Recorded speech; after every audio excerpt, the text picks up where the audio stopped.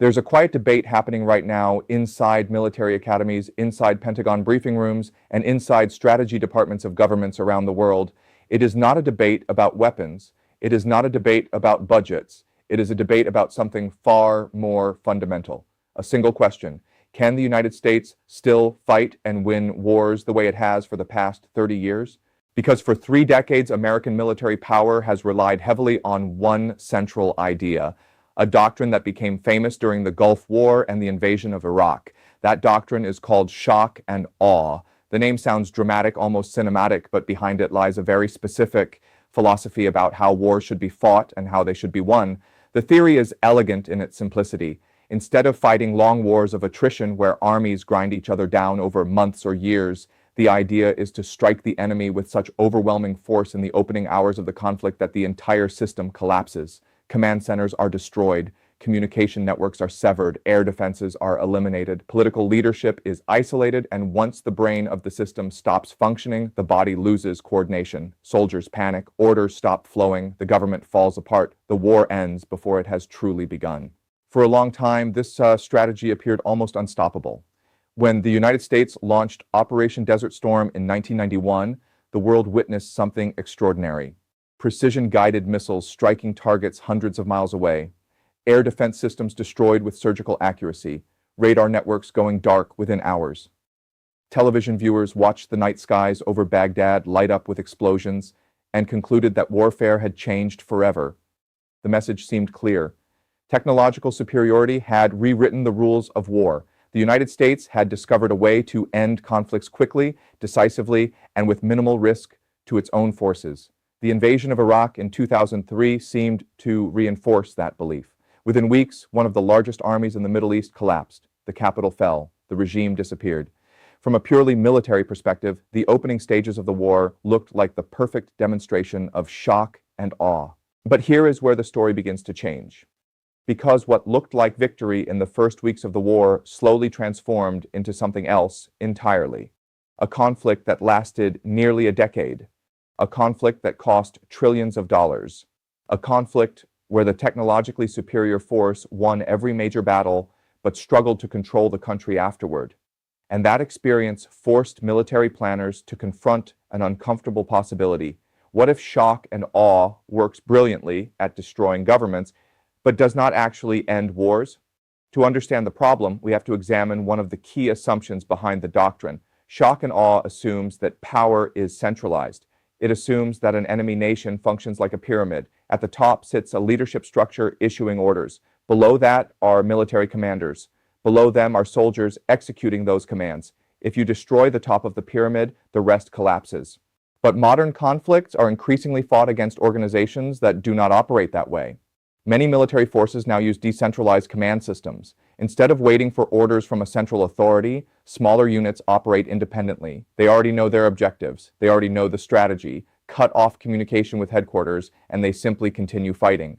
Destroy the leadership, and someone else immediately steps into the role. In other words, the system keeps functioning even after the head is removed. Now add another factor: asymmetrical warfare. In traditional wars, both sides attempt to match each other's strength. Tanks against tanks, aircraft against aircraft, missile systems against missile systems. But in asymmetrical warfare, the weaker side refuses to play that game. Instead of competing with advanced fighter jets and aircraft carriers, they adopt tactics that exploit the vulnerabilities of the stronger side. And one of the most powerful examples of this shift is something we are seeing more and more in modern conflicts: the rise of cheap, mass-produced drones. Imagine a small drone costing $50,000. It carries explosives. It can travel hundreds of miles. It can strike power plants, military bases, oil refineries, or ports. Now imagine a swarm of 100 of those drones launched at the same time. How does the technologically superior side defend against them? They use interceptor missiles, advanced defensive systems, sophisticated radar networks, but each interceptor missile might cost $1 million or more. Sometimes several missiles are required to guarantee a successful interception. Now do the math. A $50,000 drone destroyed by $2 million worth of defensive missiles. 100 drones might cost $5 million to produce. Stopping them could cost $200 million in defensive interceptors. And that is the economic trap of modern asymmetrical warfare. The weaker side forces the stronger side to spend itself into exhaustion. Even if the stronger side wins every engagement, the financial cost of victory becomes unsustainable. This dynamic is becoming even more dangerous because technology is spreading. 30 years ago, building sophisticated weapons required massive industrial infrastructure. Only the largest nations had the factories, the engineers, and the resources necessary to produce advanced military hardware. Today, the barrier to entry is falling. Commercial electronics are widely available. Software can be written anywhere in the world. Drones can be assembled in modest facilities rather than giant factories. The monopoly on advanced military capability that great powers once enjoyed is slowly eroding. And as that technological advantage narrows, strategies like shock and awe become less reliable. But there is another factor that military planners sometimes struggle to measure: human belief. Not all soldiers fight for the same reasons. Some fight because it is their profession. Some fight because they are ordered to. But in certain conflicts, people fight because they believe they are defending something sacred: their homeland, their religion, their identity.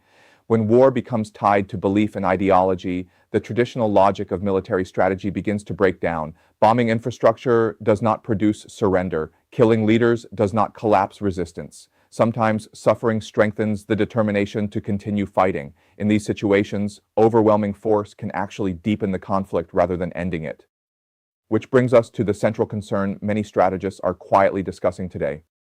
What happens if shock and awe is used against an opponent that has specifically designed its military structure to survive it? What happens if the opening strikes destroy infrastructure but fail to collapse the system?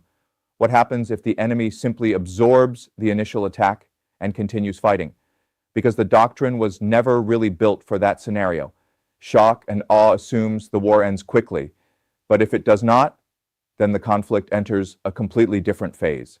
A long war, a war of attrition, a war where economics, supply chains, and public support become as important as battlefield victories. And in today's world, prolonged wars carry consequences that extend far beyond the battlefield.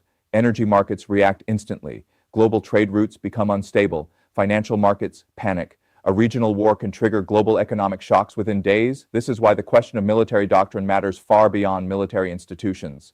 The strategies governments believe will win wars shape how leaders think about conflict. They influence whether wars are started in the first place. If those strategies are based on outdated assumptions, the consequences could be enormous, because the doctrines that dominate military thinking today were largely developed in a different era.